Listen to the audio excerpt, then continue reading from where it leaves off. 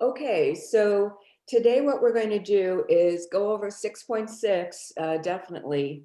Do a few homework problems that people had trouble with. And then I want to do some review. So if there's something that you really want to see done, today would be a good day. Just as a reminder, we don't have class on Friday. And so on Monday, we have the next test. It's only chapter 6, of course. And so you know what to do. There's the practice problems in XYZ. And so just be sure to get to them once you've finished all of the homework that's required. So that's what I wanted to do. Um, there's a couple things I wanted to mention. Most of this last class I pulled out my calculator and I basically showed you a finance function that's inside of, this is TI 84. And so I wanted to make sure it was clear. This will calculate mortgage payments and how much you're going to pay over the long term, with 15 years and so on. The formula that's given in the book does not do mortgage payments. The formulas, if they're written down as a formula, are more complex because you're taking out so much every month to make those payments. But of course, what I wanted people to be aware of is this formula here, which is the one that's listed in the book, in your notes, in the text, is for future value. And so what it means is if you put money in the bank and let it sit for a year or 5 years or a year and a half or whatever, then this formula would calculate what it will be in the long term. And so the problems I noticed seem to be exactly this. They would say, well, what would this money turn into be? So although I showed you my calculator and the fact that, a finance calculator or a finance function on a calculator would do mortgage payments, this one will not. This one is just going to give you future value. So I wanted to be clear that you knew what we had and what you might want to do. So one question, now that I have this formula handy, number 10 in 6.6, the question I had was, what if I had $16,000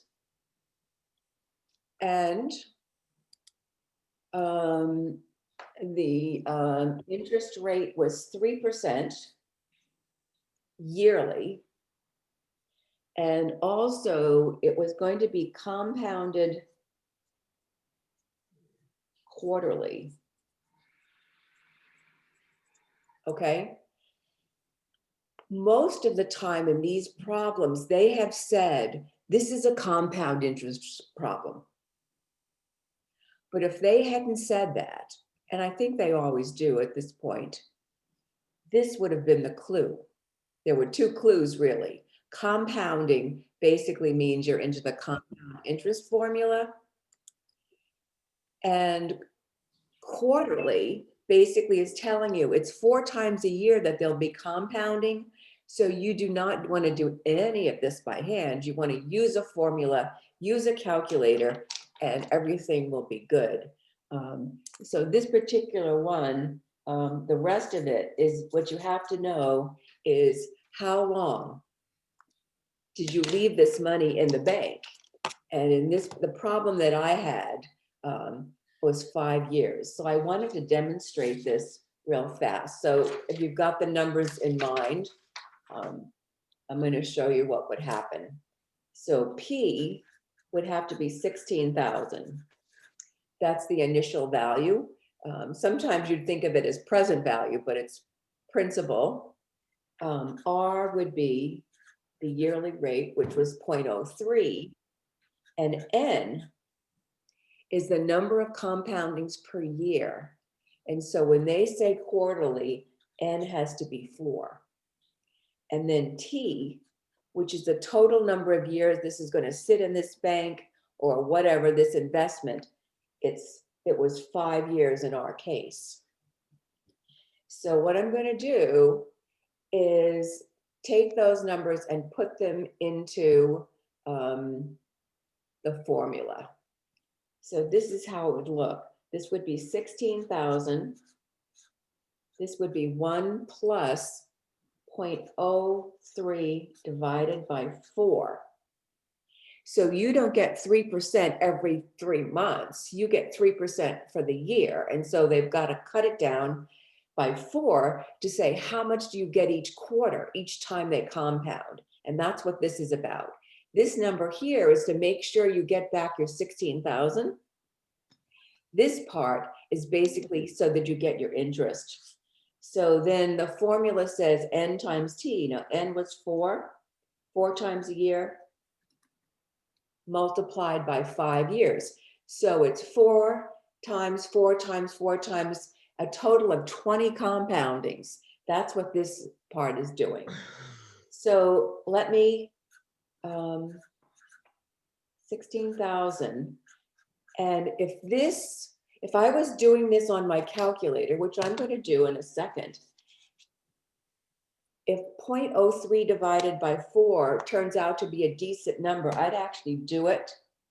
0.03 divided by 4, and it's 0.0075. I think it's easier to do some of this legwork early, and then this would be a 20, so that you don't have to use parentheses and all kinds of other stuff. And the next thing I would do is, this is easy to add, so I'm going to put it 1.0075 to the power 20. Now, depending on your calculator, this is easier or not easy, but I would do it by order of operation, because I think it's the safest way to go. What I would do first is enter this, raise it to the power, and once I had that answer, I would then multiply. So the power came first, then multiply by 16,000. So I'm going to show you on this clear. Let's see if you can see it. 1.0075. I'm going to use my power key, which looks like that. And I'm going to put in the number 20. It's hard to see, but there it is.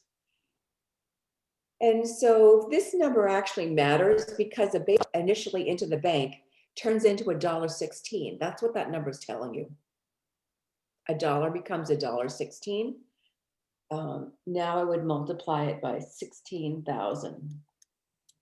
And that's your number. 18,578. And I would say it makes perfect sense to round this off to the nearest penny, whether they said to or not. So I would say 0.95 would be the best rounding. Okay. So if you wanted to see, and they don't ask this, and I'm not going to test this on Monday, partly because I'm not sure what everybody's calculator will do and how easy it is. But I do think this is an important topic for people to understand about compound interest. And so can you see what happened? This 18,000 was originally 16,000. And so you can see how much money this investment made. So it's 2,856. Anyway, subtract 16,000 and you've got it. 2,578 dollars and change. Okay, but they don't ask that. They just basically want to know, what did this 16,000 turn into? And that's what the formula will give you. So if for some reason, instead of that, they had, let's say it was the same problem, but it was compounded yearly. What does that do to the process? Well, when you compound yearly, it's only once a year, so n would have to be 1. So that affects the exponent, and it affects this number. So here's what would happen if it was just yearly. So I'm going to go look at this. If somehow it said compounded yearly or annually, then what happens is n becomes 1 once a year. This is how many times a year, and so n would be 1. So when you would put your formula in, that would be 16,000 times 1 plus 0.03. Now this is where you divide by n. And then you multiply by n, which is 1 times 5. So 0.03 divided by 1 is just 0.03. So this is 1.03. 1 times 5 is just 5. So that's what would happen. If they said monthly, you'd put a 12 here, and the 12 would go both here and there.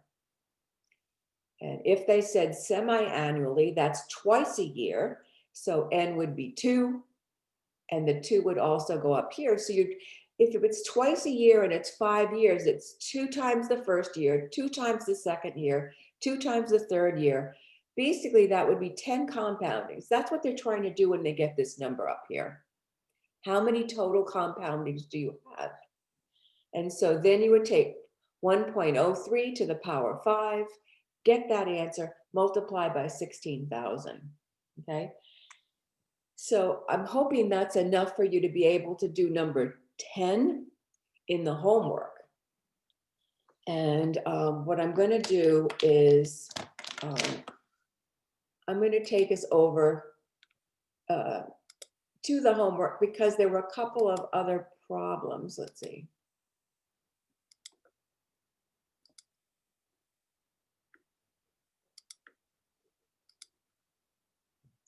Okay, let's see. All righty. So what was it? 3, 4, 3 and 4? Does anyone think it was 3 and problem 3 and 4? So it was 6.6.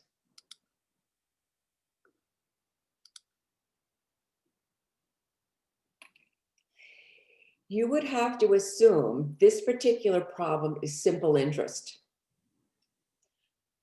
They didn't say so, but the only numbers we have here, the farmer borrows $2,000 from his bank at 8%. And then it says, how much does he pay back to the bank at the end of a year when he pays off the loan?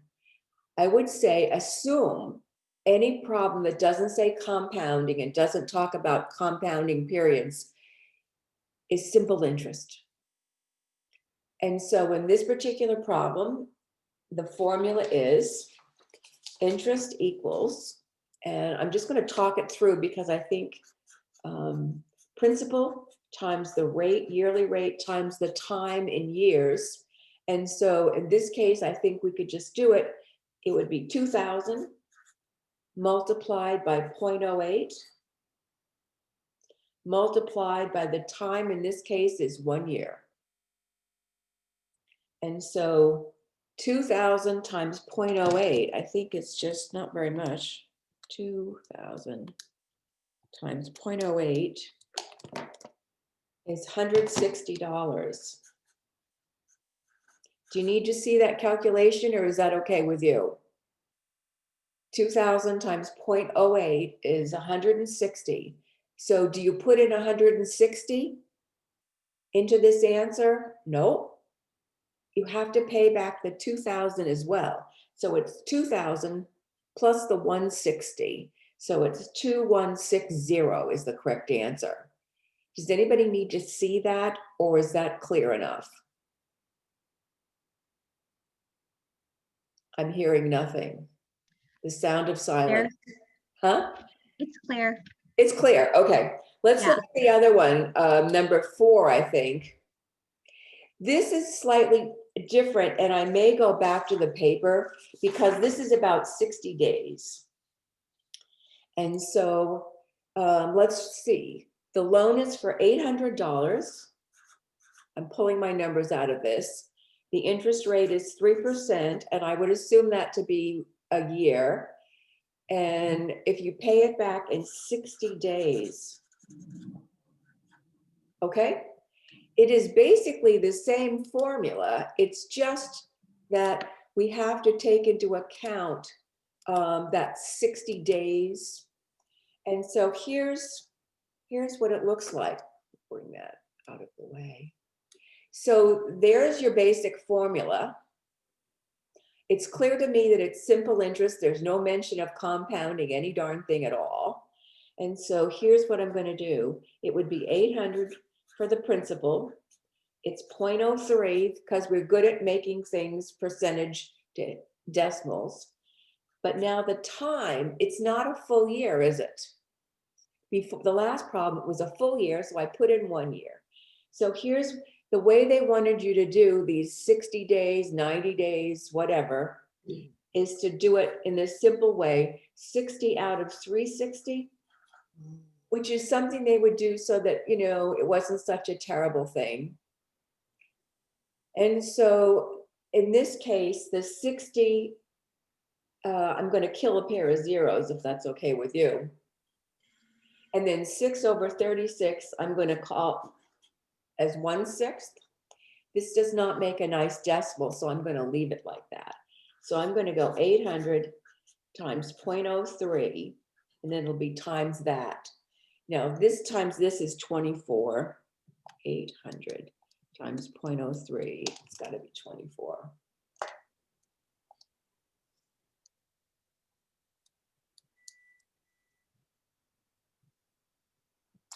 Is it 24? Mhm. Okay. Yep. So this much is 24. So these two together are 24. Multiplied, this is why I left it like that, times 1/6. I could cancel the 6 and the 24, or I could multiply it across, but I'm into canceling. 6 into 24 is 4. 6 into 6 is 1. 4 times 1 is 4. So the interest would just be $4. Isn't that a beauty? So the question was not how much interest. I think it said, how much do they have to pay back? So if they said, what's the interest, you'd say $4. If they say, how much do you have to pay back? It's 800 and the $4 interest, you would put in this number. Is that okay? So when it's days, like they would give you problems like 60 or 90 or 120 or some darn thing like that. Did anybody run into other strange numbers other than 60, 90, 120? Anything strange? This was kind of, they kind of played this game before a lot of people had calculators. I There know was it one. seems like a long time ago, but it's not, huh? There was one of the questions that it was time. Excuse me. I'll look for the problem real quick, but it was times 14.5 instead of 3%? like a huh Was it 14.5 years or 14.5 interest? interest, and that was Oh. I was having a hard time converting because I think I times whatever the number was times 14.5, which is way off. It is way off. I appreciate that. Thank you. This is the deal. If you're going to do a computation like we're going to do, you never use 14.5. Thank you. What you use is either the decimal or the fraction. Remember I said that? Oh yeah. So I think the easier one generally, because most people have calculators now, is to do the decimal. 1, 2, Knew it. 1, 4, 5. that 2 decimal shift will change everything. Everything. Seriously. Thank you. Okay. That makes Is sense. that okay Now I with can do you? it. So I know people see like 3% and they say, oh, I'm just going to leave it 3. No, if it's 3%, it has a mathematical meaning. 3 divided by 100. It has a meaning, and you can't just say, well, I'm going to ignore you, percent. Mhm. Not an Thank, expected correct answer. Plus, you're going to pay for the rest of your life if you multiply by 14.5. yep. That's a terrible answer. So, And I so hope you you have the wouldn't, sense that that's no good. so, Go ahead. so it was actually, was that the problem with the business loan? Because I have no I idea. think you would, so why couldn't you multiply the amount borrowed by the percentage rate for the annual? Like, why would you have to convert it instead of just multiplying the borrowed amount times the interest rate? Is there any way we could see So that? I'm confused because I did that. Was that number? Oh yeah. I didn't have trouble with it. Okay. It was number 9, but I just used the same formula. I'm just confused as to why you would have to convert it. Okay. Well, we're going to play this little game. And Instead of just multiplying like you do. in other words, the conversion was just basically to take into account what percent means.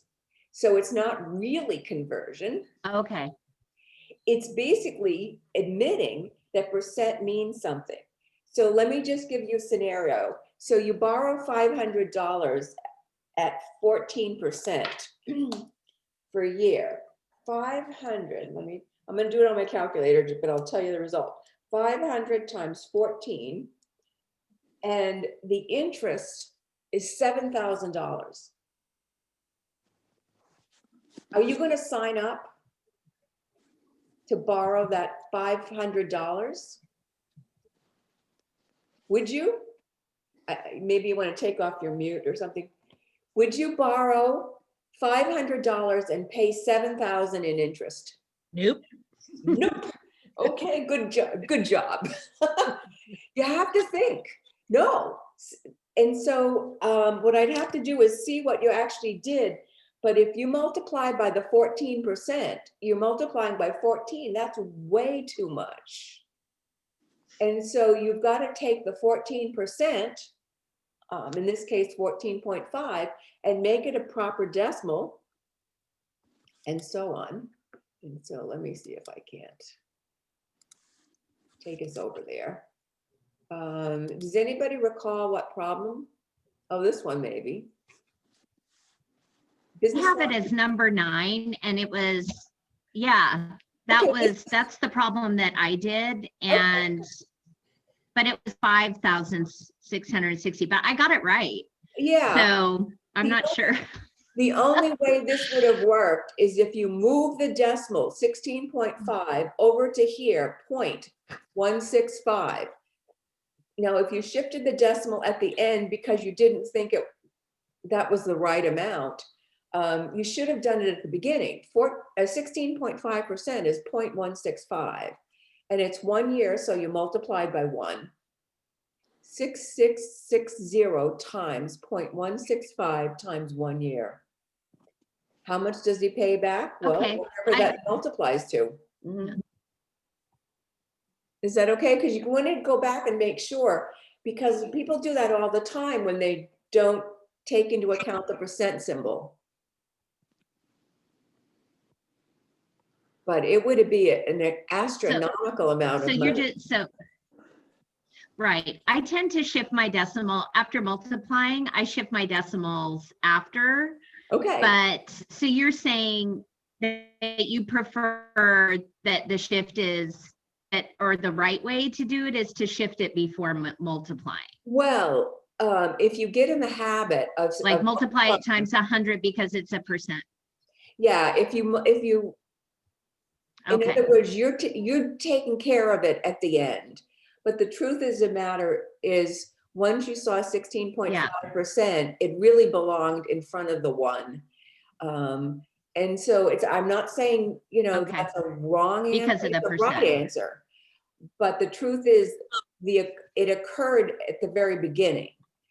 And so Okay. your instincts are right to shift it, but it shifted at the beginning, not at the end. Because if I could Okay. do that, I would move decimals all over the place. You know what I mean? I'd take my salary and move it over a couple, 3 places to the right. Or if it was money I owed, I'd move it to the left, but you just can't willy-nilly do that. Well, it's not, for me, it's not willy-nilly. It's that I visualize it at the end, like it makes sense to me, like what the amount of money is at the end. Like I can see it. So, I mean, I'm not just like haphazardly doing it, but No, I understand. yeah. I'm just trying to keep you in good shape for what needs to be done. So, is there anything else from this homework that we'd like to do while I'm here? Or should I go through some review questions? Anybody have something that they really need to see? And it could be in another section.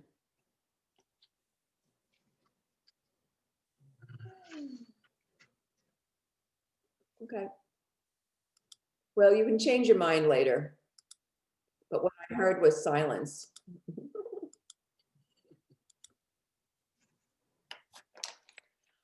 Okay. So what I want to do is I'm just going to run through a series of problems that could come up on the next test. And so I'm pretty sure you'll be able to find problems like this when you do the review in XYZ. But it starts out at the very beginning where you take either a percent or a decimal or a fraction and have to convert it to another form. So let's take this number and it's a percent and let's convert it to a decimal. Okay, so when this is what we just did technically. When you go to a decimal, I'm going to write it down. This is where I'm headed. The percent comes off. This comes back to, and it's 0.18. You can throw in your front 0. If for some reason you had to make it a fraction, just so that we can do that, you can get to it from either place in this particular example. So it would have to be 18 over 100. But they're expecting you, if it's a fraction, to reduce it as far as you can go. And I'm going to reduce it by 2. 2 into 18 is 9. And 2 into 100 is 50. And I believe that's as far as it'll fly. Any question? So here's another one. We're going to start with this decimal. And I want to turn it into a percent. So this is the reverse of what we did here. When we have a decimal and it needs to go to a percent, that's what we're after. It goes 2 to the right. And so that would be 70%. Okay. And the fraction, if somebody wanted a fraction, would be 70 over 100 if you went from here, which is 7/10. And you could have gotten to it from here as well. 0.7 is 7/10. There you are. No, my pen seems pitiful. Okay, and I want to try something a little bit more, just in case. Here's a percentage, and I want to make it a fraction. Okay. So I could immediately make it a fraction by taking 3.5 and putting it over 100, because that's the meaning of percent, dividing by 100. But this will not be acceptable because it's a decimal within a fraction. And so what you need to do is clear all the decimals and reduce it. And you can't reduce it now because you don't have whole numbers to work with. So what they had you do was multiply both the numerator and the denominator by whatever it would take to clear the decimal. This is 1 to the right, so it's multiplied by 10, and you have to do it in both places. So this would end up being 35, and 100 times 10 would be 1,000. Now this fraction should be reduced because I can see a 5 going into both of these. So I'm going to reduce it by 5, and I think that will do it. 5 into 35 is 7. And then 5 into 10 is 2, and 2 more zeros. So that would be your final answer. I think this was probably the best plan, although you might have done it other ways. This was one way, and I think you saw this on the last test where you had decimal and a whole number, and what's needed if you end up with something like that is to clear the decimal. And so that multiplied by 10, but then you had to do it to both numerator and denominator like we've always done. And I have one more. So this is 3/8, which is a fraction, and I want to make it a percent. Now, this does not go nicely. There were other problems that might have gone nicely, but this is a little bit more. And so probably the best bet is to first make it a decimal and then make it a percent. So 3 divided by 8,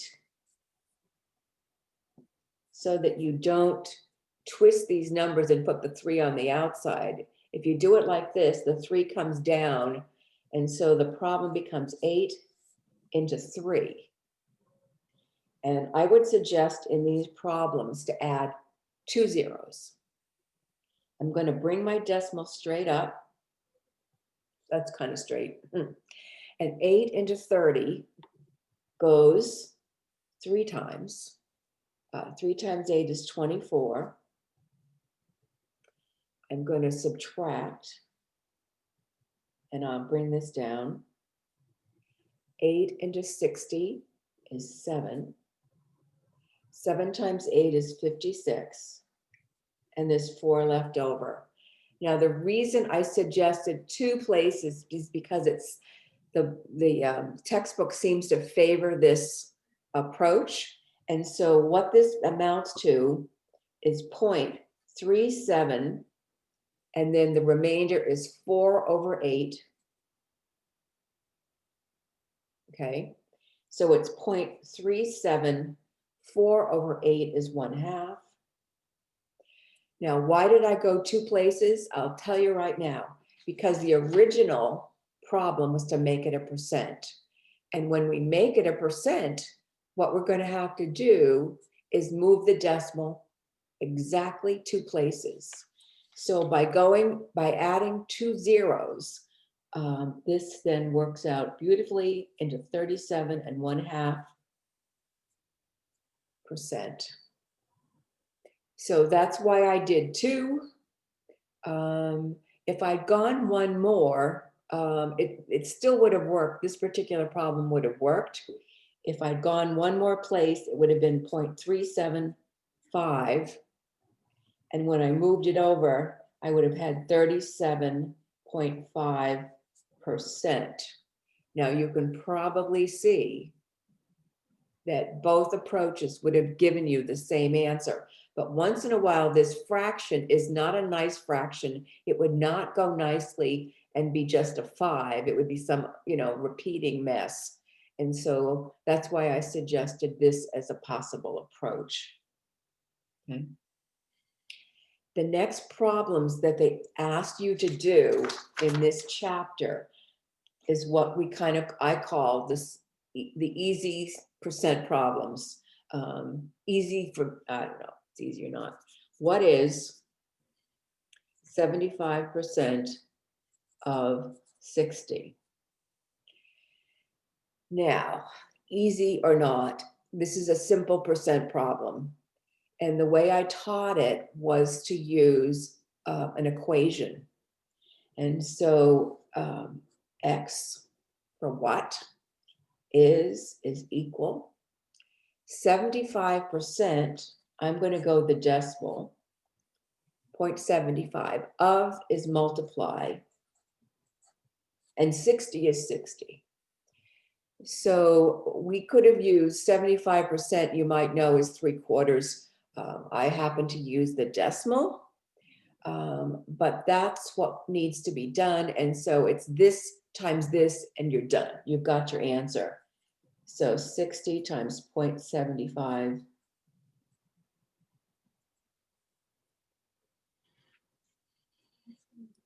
It's 4,500, 1, 2.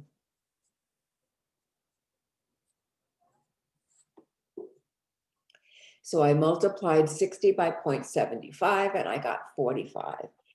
If I happen to know that 75% was 3/4. See, once in a while, fractions are just as good as decimals. And so 4 into 60 goes once, 15, and 3 times 15 is 45. 45 over 1, which is 45. So it just depends on what method you preferred. Some people like the decimal, some people, you're starting to realize that once in a while a fraction might be good. So this is the way I did this problem. I set it up like this. Could you have done it the other way? And some people, especially when we went to word problems, let me see if I can make it so you can actually see it. I don't care what method you use as long as it works. And it needs to work all the time, and sort of, but this could have been done that way. 75% would have been here. What you have to realize with this is after the word of is the total. And so 60 then belongs on the bottom. This would be X. And so if you cross multiply, you're going to still get the same answer, which was 45. So I don't know if anybody liked that. I just like the straight equation, but it doesn't matter because both of them work perfectly. Okay, so I would say try not to be too fancy about this. Just find a method that works for you and stick with it. Here was the second type. What percent of 40 is 18?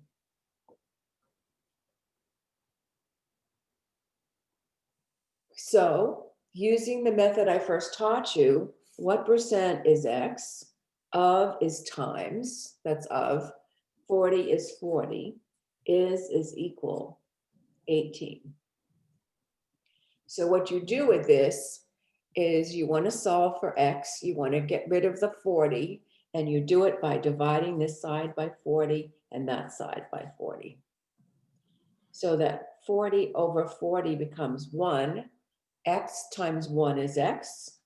And the job is to take this fraction and turn it into a percent. Now, right now it's a fraction. It could be reduced by 2, let's say. 2 into 18 is 9, and 2 into 40 is 20. I still don't have a percent, but I could divide this out and make it a percent. And so I'm going to do that. The 9 comes down. So it's really 20 into 9. I'm going to add 2 zeros and see how that works. I'm going to bring this up. 20 into 90 goes 4. 4 times 20 is 80. Oh, this will work. I subtract and get 10, and I bring down. 20 into 100 is 5. Done. So what I have is this number became 0.45. Are we done yet? Well, they wanted the percent. And I've got it as a decimal, but I'm not quite there yet. 0.45, 1, 2 is 45%. So hindsight is excellent. Could I have done it other ways? Yes. In fact, the minute I saw this much, when I reduced it, the minute I saw that, I said, ha, I like the number 20. 20 goes nicely into 100. If I would just multiply this by 5 and this by 5. This doesn't always work, but this worked this time. 20 times 5 is 100. 9 times 5 is 45. Why is that so good? Because 45 over 100 is 45% done. See what I mean? So there's more than one way to cook that goose. The third way is this. 16 is 20% of what number? The translation is not a bad skill because I know you're going into algebra and I hope real soon. And so once you get to algebra, this technique of taking English sentence into a math sentence is a useful skill. So 16 is 20% would be 0.20 of is times X. So here's our what number. 16 is 20% of what? When you're in this position, you've got an equation, you divide both sides by 0.20 so that this is 1x, which is x. And your job is to take this crazy fraction, 0.16 divided by 20, and do something with it to make it decent.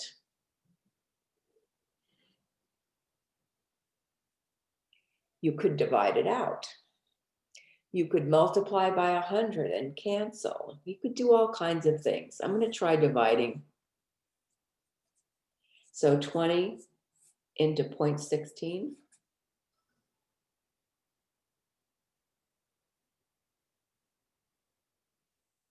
Something feels wrong.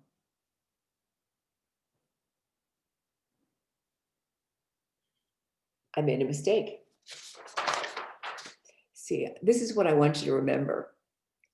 When you have this gut feeling that something's wrong, some teacher from way back is talking to you and saying, don't do that. So I want to put this in your mind that when you're down the road and trying to do a math problem, I want you to be haunted by me. Okay? I will haunt you and say, no, no, no, no, don't do that. Okay? I made a mistake and I can see it. I put the decimal on the wrong number. I don't know if you caught that, but this is 16 divided by 0.20, which means the 16 is here. So I don't know who warned me that I was doing something wrong, but I felt it. I had that bad, sick feeling. And so I just want you to be aware that I will come back to haunt you. 0.20 into 16. I'm going to move this over 2 places and I'm going to do the same here. 1, 2, and I'm going to bring this up. So it's really 20 into 1600. 20 doesn't go into 16, but it will go into 160. And so it goes 8 times. Are we done? No, because the decimal's here and I have to go one more. 20 into 0 is 0. So what do I have? X is 80. Okay? So that's what I did with that. I'm going to keep watching my time. I'm going to do a series of the word problems. Here was one, test scores. We want to know what % this student gets. They have 23 problems correct and there were 25 problems in general. We want to know their grade. If you say their grade is 10%, I say, no, they did better than that. Can you tell 10% is too low? It's a pretty good grade here. Can you tell?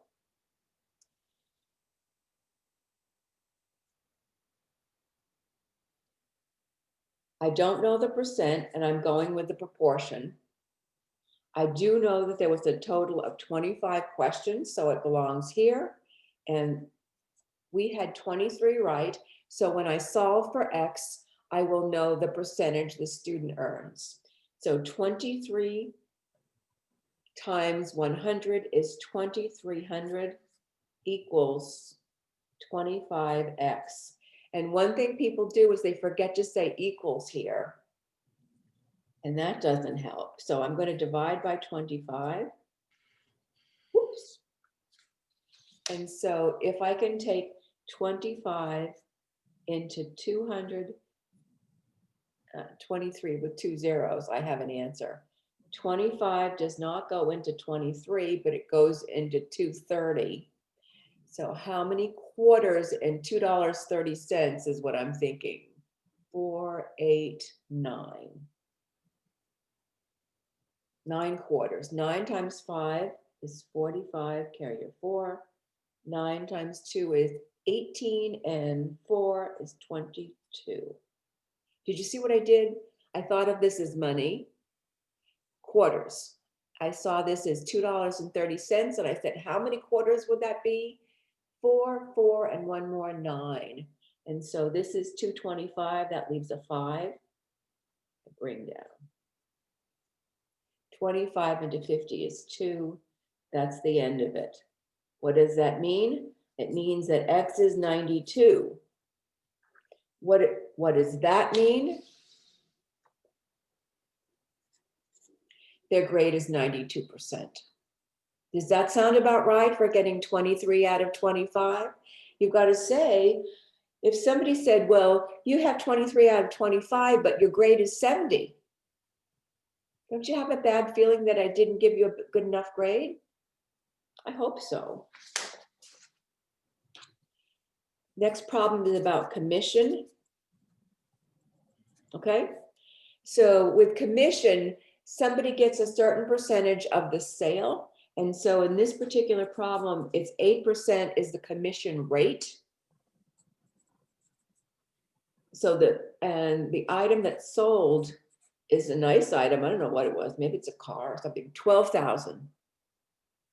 So the question would be, how much did they earn in commission? Because you're the salesperson, and so you want to know. And so literally, it's just a matter of taking 8% of this.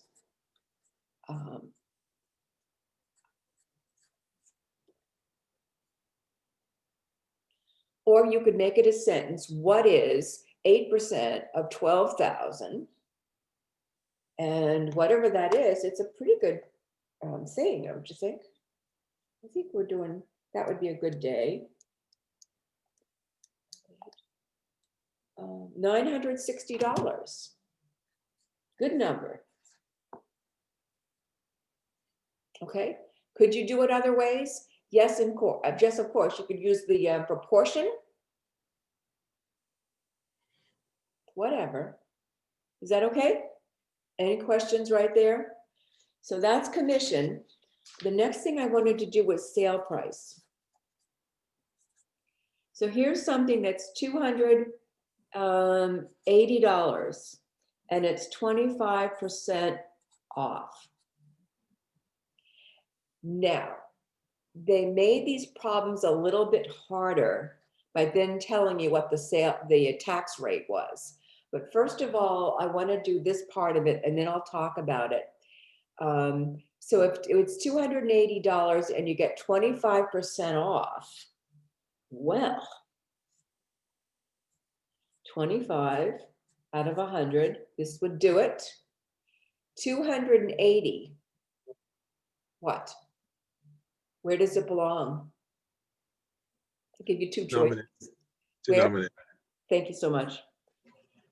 And so when we solve it, I'm going to do it quickly.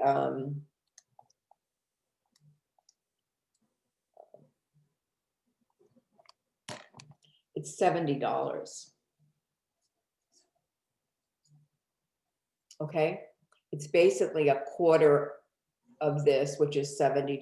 Boy, my thing went crazy. So now, what would be the sale price? Well, if it originally cost $280, and I don't know what it is, and I don't care, and they subtracted $70 off the price, you would pay $210. So that is considered the sale price. Okay.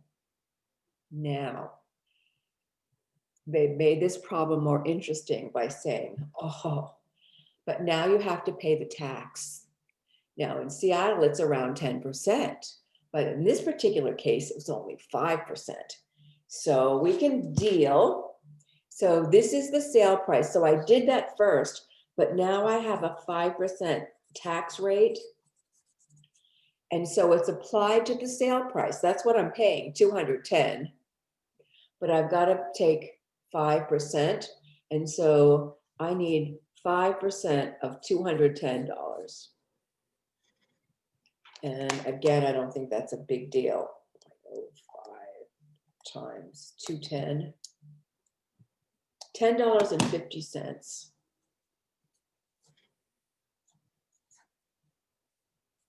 Do you need to see me multiply this out, or is this something you can do one way or the other? No, that's good. That's good. So I'm looking at the clock, so I'm trying to move along. So here's what we had. So here's the sum total of what we had. We had original price of $280. We had 25% off, which amounted to $70. We did 25% of that. We realized that the sale price was $210. They then said, okay, now there's a tax, and they did it all in one sentence. Now the tax was 5% of the sale price, and so we did that, and this is $10.50. So what did they ask? I can't remember, but I suspect they wanted to know how much you had to pay with the sale price and with the tax. That's what you have to pay, right? This number's gone. This is disappeared. This is the price on your invoice. This is the tax. $220.50 is the answer. How's that? Still too much. Yeah, remember the case where I said I got 10% off, but then I had to pay 10% in tax? But this is kind of what happened. We got $70 off, but in this beautiful example, we only had to pay $10.50 in tax. So it was pretty much okay. We're going to be stuck with the tax anyway. You know that, right? Welcome to America. Right? Yeah. Okay. Let's see. I think I had one more. Well, I don't know what I did. But I'm going to keep rolling, and you can just exit square left. So here's the next one. Simple interest. Interest is the principal times the rate times the time. I think we've done enough of these today. Let's change it a little bit. Let's do $5,000. We're going to invest at 8%. But let's do it for 3 months. I think we did this today. I'm just going to set it up. $5,000, 0.08, right there. This, if it was 3 months, it actually probably would probably say 30 days, wouldn't it? We'd probably say 30 days. This is where you'd put 30 over 360. This is why I need to see your work on your test so that I can see what you actually put in. Because if what you put in makes perfectly good sense, then I'm going to let it be. If I understand that you're understanding what goes into this, this turned into 0.08. And if it was 30 days, I changed it. If it was 30 days, this would reduce 3/36 would reduce to 1/12. I would multiply these two first, and then when I had that answer, I would multiply by 1/12. How's that? And it's approaching 10 o'clock rather. And so famous last words. Does anybody have something they would still like to see?